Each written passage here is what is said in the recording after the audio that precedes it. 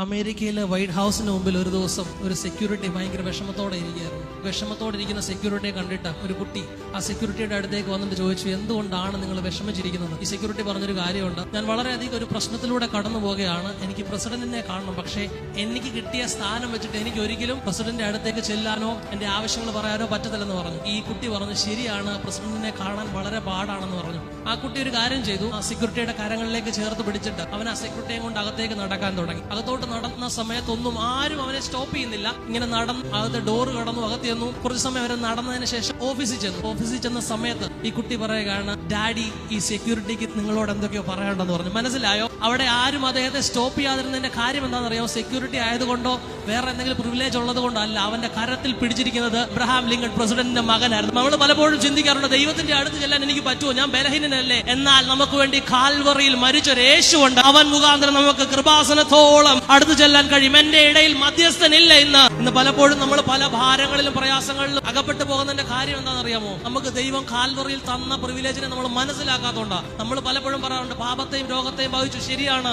പാപത്തെയും രോഗത്തെയും ശാപത്തെയും എല്ലാം ക്രൂശിൽ വഹിച്ചു. അതോടൊപ്പം യേശു ചെയ്ത ഒരു കാര്യം കൂടെ ഉണ്ട്. കാൽവറി ഒരു അധികാരത്തിന്റെ കൈമാറ്റമായിരുന്നു. എനിക്ക് നിങ്ങൾക്കും മക്കളാകുവാനുള്ള അധികാരത്തെ തന്ന ഒരു മരണം കാൽവറിയിൽ നടന്നു. അതാ യേശുവിന്റെ മരണം.